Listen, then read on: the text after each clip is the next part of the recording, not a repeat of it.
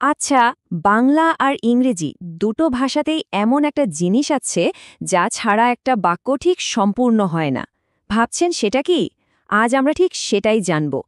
Finite verb বা নিয়ত ক্রিয়া গ্রামারের সেই জাদুকর যা ছাড়া কোনো বাক্যই তার মানে খুঁজে পায় না। যে কোনো কিছু শেখার আগে তো তার ভিতটা মজবুত করতে হয়, তাই না? চলুন তাহলে প্রথমেই জেনে নিই এই ফাইনাইট ভার্ব জিনিসটা আসলে কি। একদম গোড়া থেকে শুরু করা যাক। তো এই ফাইনাইট ভার্বকে চেনার না একদম সহজ দুটো সূত্র আছে। এক হলো সাবজেক্ট আর দুই হলো টেন্স। মানে ব্যাপারটা কি দাঁড়ালো, যখনই একটা বাক্যের কর্তা মানে সাবজেক্ট বা কাজটা করার সময় মানে টেন্স বদলে যাবে, ঠিক তখনই এই ভার্বটাও তার রূপ পাল্টে ফেলবে।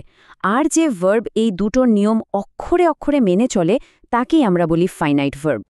শুধু মুখে বললে তো হবে না, হাতে কলমে প্রমাণও তো দেখতে হবে, তাই না? চলুন একটা ছোট্ট পরীক্ষা করে দেখি। প্রথমে আমরা দেখব বাক্যের কর্তা বা সাবজেক্ট বদলে গেলে ভার্বের উপর ঠিক কী প্রভাব পড়ে। এখানে একবার দেখুন, যখন সাবজেক্ট একা একজন মানে হি, তখন ভার্বটা কি? গোজ। কিন্তু যেই না সাবজেক্ট বেড়ে গেল মানে দে হয়ে গেল, অমনি ভার্বটাও ভোল পাল্টে গো হয়ে গেল। দেখেছেন, গোজ থেকে সোজা গো রূপের এই যে পরিবর্তন, এটাই হলো ফাইনাইট ভার্বের আসল খেলা। বাহ, প্রথম পরীক্ষা তো আমরা বেশ ভালোভাবেই পাশ করে গেলাম। কিন্তু সাবজেক্টের মতো কি টেন্স বা সময় বদলালেও ভার্ব তার রূপ বদলায়?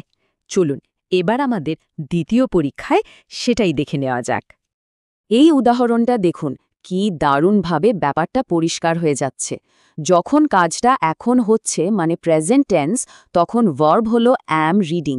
কিন্তু যেই আমরা সময়টা পিছিয়ে অতীতে চলে গেলাম মানে পাস্ট টেন্স, ভার্বও দেখুন সঙ্গে সঙ্গে বদলে গিয়ে হয়ে গেল ওয়াজ রিডিং।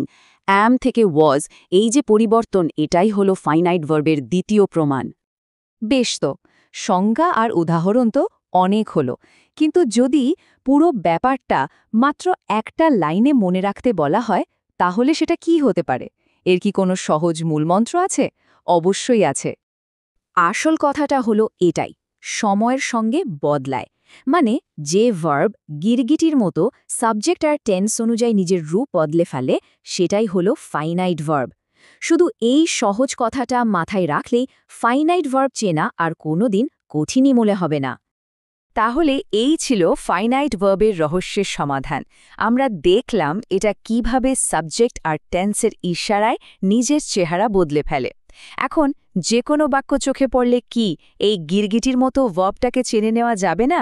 আমার তো মনে হয় অবশ্যই যাবে।